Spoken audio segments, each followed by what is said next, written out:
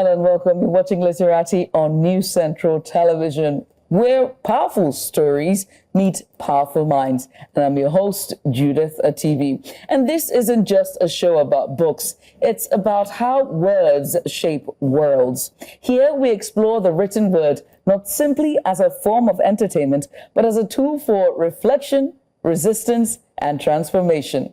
Now, today, we are pulling back the curtain on one of the most dynamic corners of Africa's creative economy, and that is publishing. What does it take to tell African stories boldly, not just to the world, but to Nigerians themselves? The Nigerian publishing landscape is shifting dramatically from economic turbulence to a booming self-publishing culture. The old rules no longer apply. And at the forefront of this transformation are a vanguard of bold, visionary publishers rewriting what's possible and proving that passion, persistence, and purpose still matter. Now, according to the British Council's groundbreaking 2024 Publishing Futures report, Nigeria registered more ISBNs than any other surveyed African country, over 14,000. That's more than a number. It's a signal, a sign that something powerful is stirring. Now, I would like for you to meet two publishing trailblazers who are reshaping Nigeria's literary economy. They have built platforms that amplify new voices, and they have turned risk into reward, and they are fighting fiercely for the soul of African storytelling. So let's meet our guest. My first guest today is Eghosa Imasuen. He's the co-founder, Narrative Landscape Press. He's a medical doctor turned author turned publisher. Eghosa co-founded Narrative Landscape to re-engineer the publishing pipeline for Nigerian writers. My second guest today is Azafi Omoluabi, the co-founder of Parrésia Publishers. Azafi brings an unwavering commitment to literature that speaks truth to power. And under her leadership, Parrésia has championed some of the most daring, socially conscious Nigerian voices of the last decade. And so, without further ado, please help me welcome Azafi and Eghosa. Guys, welcome to the program. Thank you so much. This has been long in the waiting, and I'm so happy that you both are here.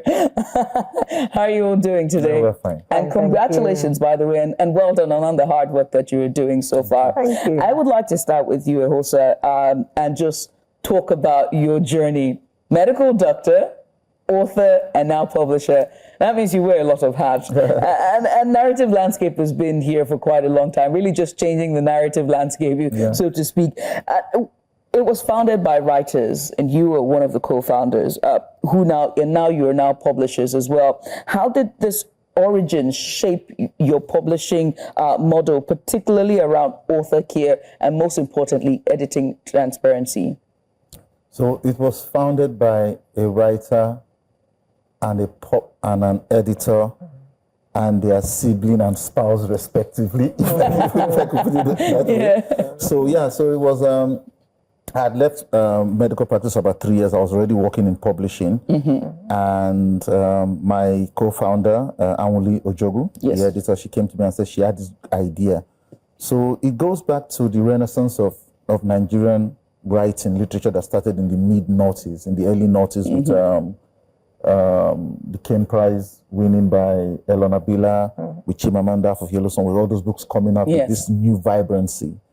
And a new self-education was being done by trade publishers, because in Nigeria, the demarcation didn't really exist until that time. So you had educational publishers who did trade publishing. Trade publishing is publishing for the general interest. Yes. For general interest readers. So these new skills had been learnt, isolated from the real traditional publishing industry that always existed in Ibadan or centers like that. Yeah. And so she had this idea that we've learned these skills, why don't we sell them?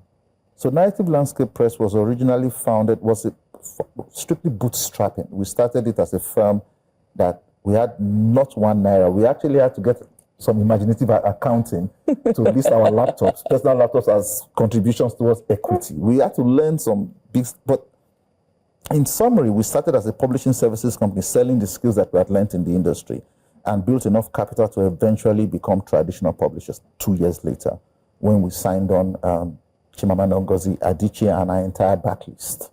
All this was in anticipation of what was going to happen in the future. Right. So what we do for our writers is to make sure that we are competent in the parts of business that are business.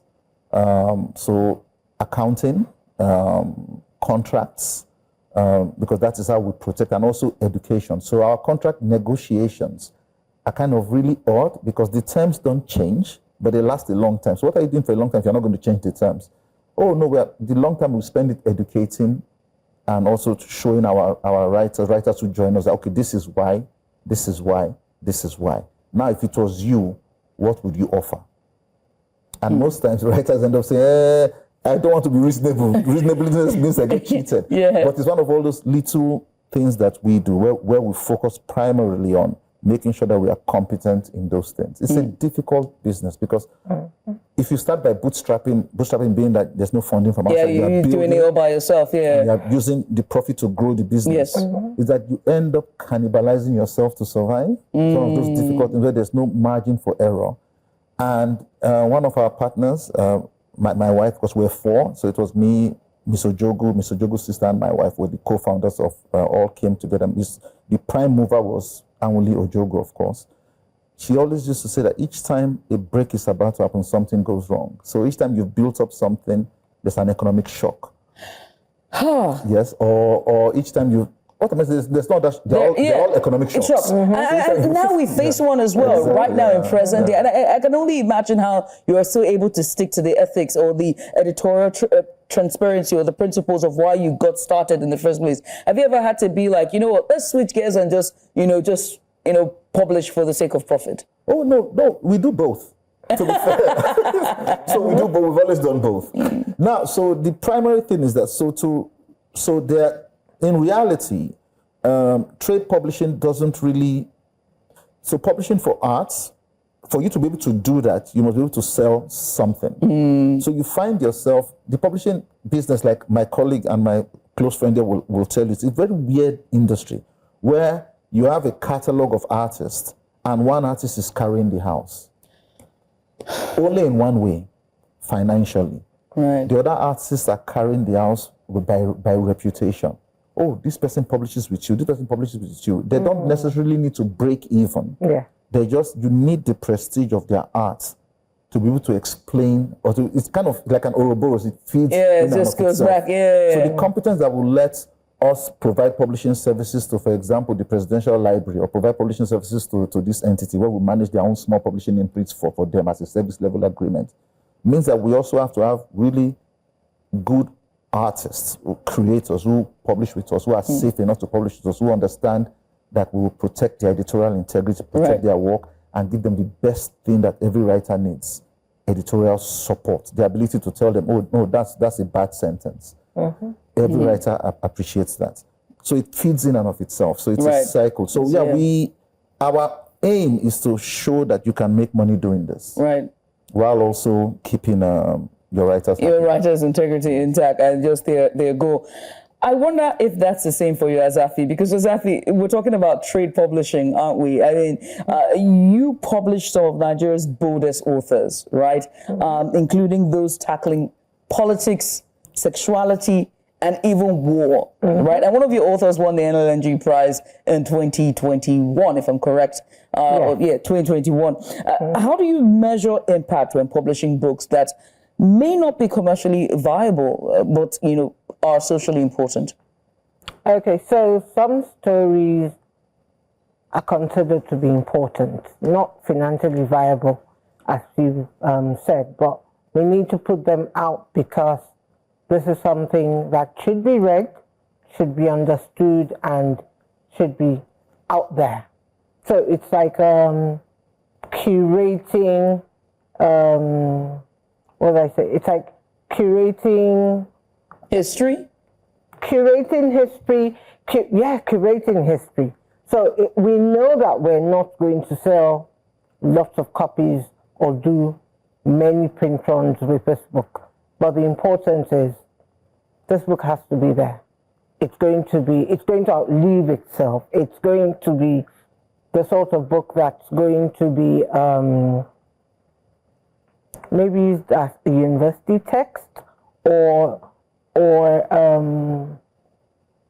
what's the word? Transcendent? Yes, it's going to be there for all time. It's going to be referenced. So there are some books like that it's not just the economic numbers. The financial numbers and it being bestsellers.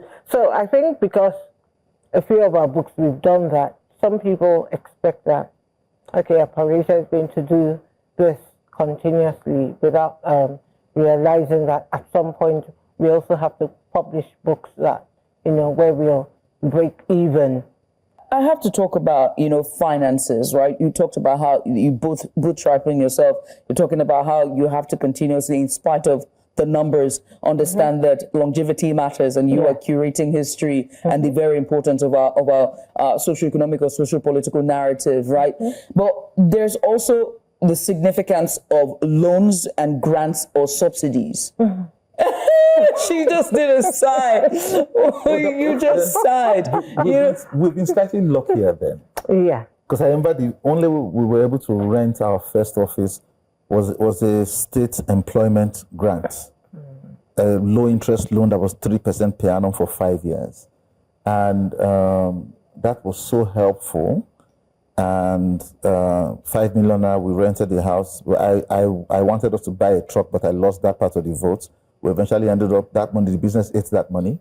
But that really helped us to get our feet on the ground to do what we wanted to do. But yeah, you're right. It is needed. They need to understand that you need to support certain parts of your art ecosystem. And it must be all-encompassing. Exactly. I mean, Azafi, do you also feel the same as well? Because I noticed that the trend, and I think I was talking about this with your co-founder, Anwuli, as well, about how there's a trend where the subsidies, or rather the grants and the loans that we're seeing, is now tailored towards film, music, documentaries, more tangible art. I don't know why they think book is an art, instead of, publishing houses and authors and publishers. Is that a trend that is changing, and would you? No, it's not. The loan Doc has mentioned, he was lucky to stumble on it. I hadn't heard of it until he mentioned it. So for us at Parrésia, for instance, we survived initially on self-funding.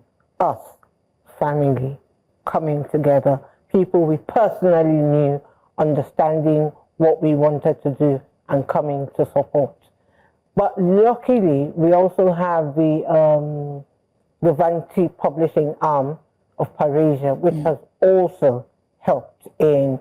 So we for instance, joke and say, it's our origami imprint that, subsidizes for traditional publishing itself, for traditional publishing. But as far as grants and things are concerned from the country, that doesn't happen.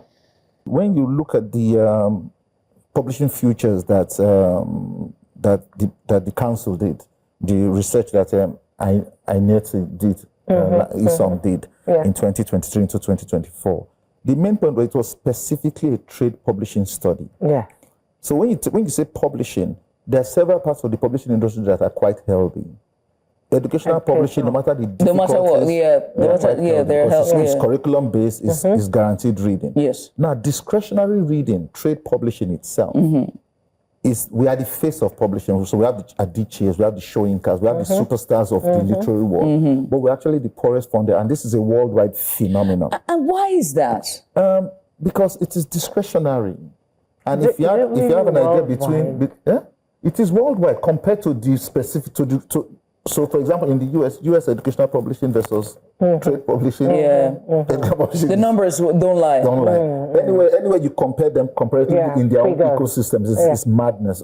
Then, of course, there's journalistic publishing, newspapers and the rest. Newspapers and the rest. And then you now have scientific and academic publishing, not just educational and academic, which is a different, where they can sell books for $100, 70,000 naira, and the rest. So trade publishing is discretionary reading, which means that if there's a choice between a loaf of bread and that novel, the loaf of bread likely wins. And so most times what you now want to do as a society is kind of support it, positive and discrimination. And then So what you now tend to do is that policymakers most times need an education. So you will recall that the National Council for Culture and the Arts did a small pop-up where they asked different industries to come, and I think we went to speak on behalf of publishing with the civil servants now. These are the hardworking, much maligned women and who get to office who are alleged to be breaking the goose in the office. So they get to work at 9 o'clock and they close at 5.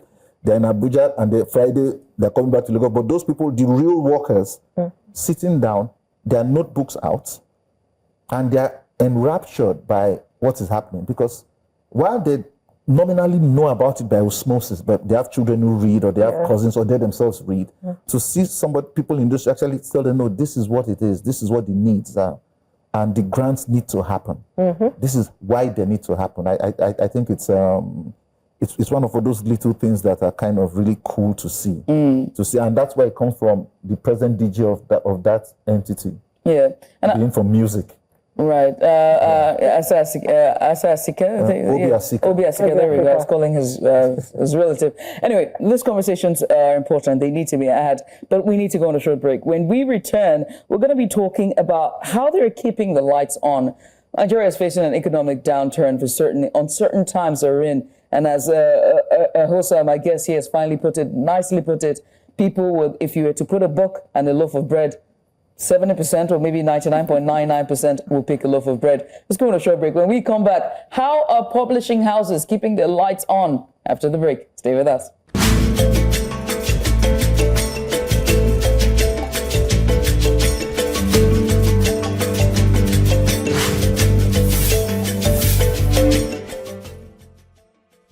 Africa needs its own storytellers, people who understand the continent because they're from it. People who know that news is more than just a conversation starter, it's our stories. Because these stories run deeper than headlines and segments. It's about digging deeper to get the facts and telling the human side of every single story, not just the echoes from foreign headlines and perspectives. It's time to take back our narratives and share them in our voices. The birth of Africa's New Age reporting. And this is where it begins, right here at News Central TV, with stories that put Africa first.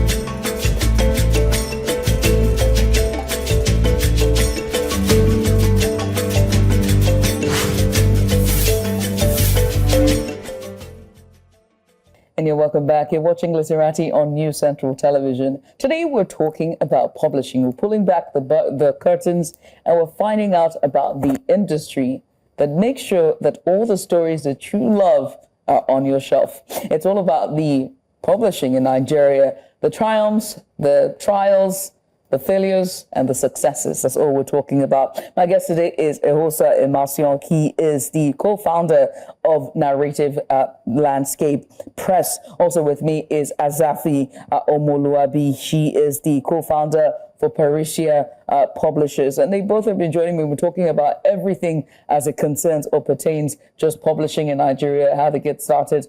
But we are getting to the juicy part.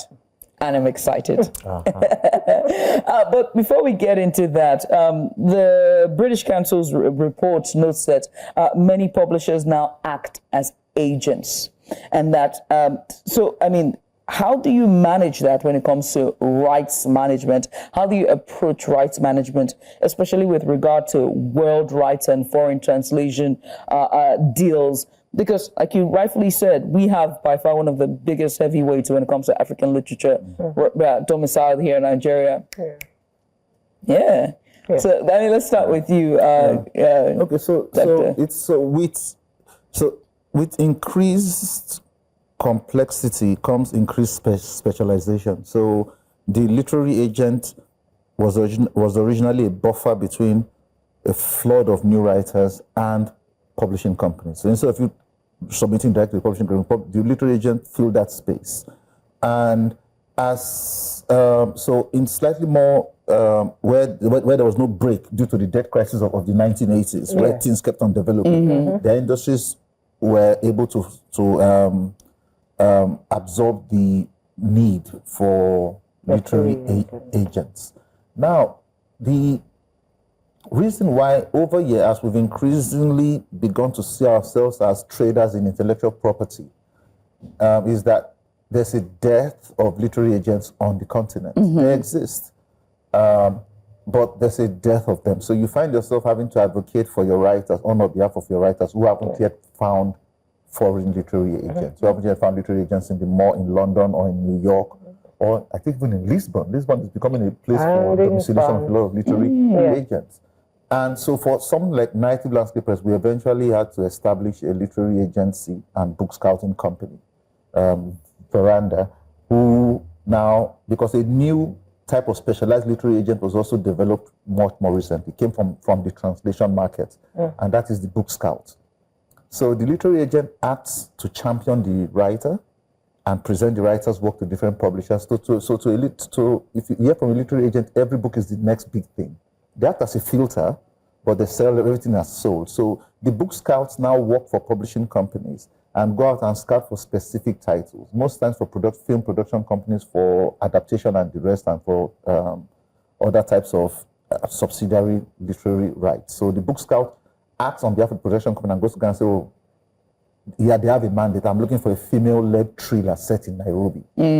So beautiful. Then they start looking for female-led thrillers set in Nairobi or like cities like Kampala, and they bring the best of those books and present it to their people that they work for. So we have a agency and book scouting company. So the reason why is that it's also to develop that market. I know that one of our friends recently was involved in training literary agents. There are NGOs who are trying to push the market, who are trying to stimulate the market, because IP is becoming kind of a big thing. If you remember, just before the pandemic, there was the streaming wars led to this interest in adaptation. They were all getting those conversations. So as the conversation is getting a bit more complicated, there's specialization beginning to happen in the industry. Some people are acting as accelerants. I think, was it Miss Shoshona who had the training program for agencies, for literary agents? And we're even looking to even employ in our own book scouting company too. I have space in my calendar to come on. We missed the training and we're trying to find out where the grad ones are, because it is happening. Screaming that we're out of time, but there's so much to get to, and it's killing me, I have to tell you, because we have to also talk about piracy as well. This was a big issue early 2000s. I mean, with Popular Hibiscus, Chimamanda Ngozi Adichie, we saw the piracy is wild, and I know that you've also had to deal with that. Narrative Landscape also had to deal with piracy. Have you been able to manage that? That's a significant challenge for Nigerian publishing. Very quickly, and lastly, how do you keep the lights on? Do you think that publishing is still profitable? Getting your book pirated is not a given. It's one of those funny, painful choices that let you know that you are succeeding when you see a book in traffic that is pirated. Not everybody gets pirated. They pay, but not everybody gets pirated. So what we've had to do is those two things: make it painful while also courting them and saying, you have these hundreds of millions of naira. I'm barely able to buy petrol in my car. Come and take a license. Give me 100 naira per copy. Print your 10,000 copies. And lastly, for you, Azafi, do you feel that literary publishing is sustainable in Nigeria? Is it an act of love or stubbornness? Both. I wish I had time to explain. So 30 seconds. They're going to beat me if I leave this place. Okay, so it's an act of love, especially if you've been a reader, especially if you can't see yourself doing anything else, and your love for books and seeing books produced and seeing, the written word come out in paperback. There's an experience to producing a book. It's there. So the stubbornness is what sustains that love.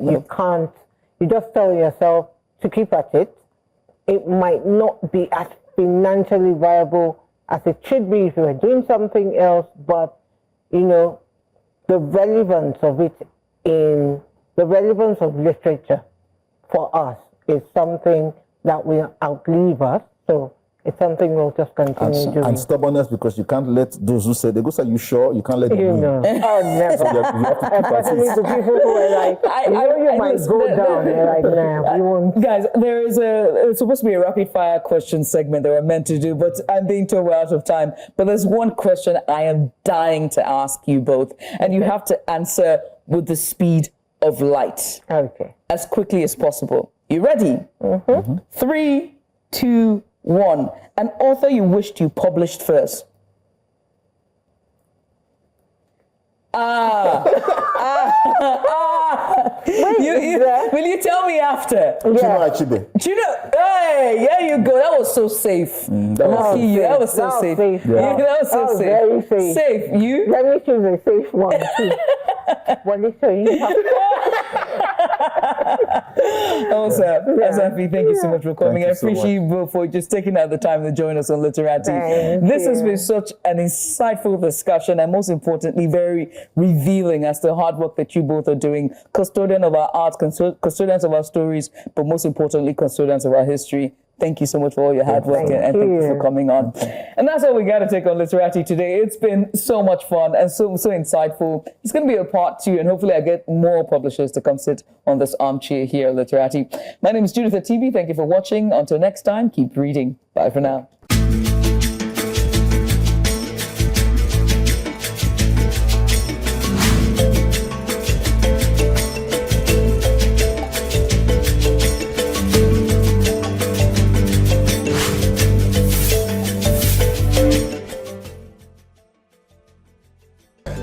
News Central TV, with stories that put Africa first.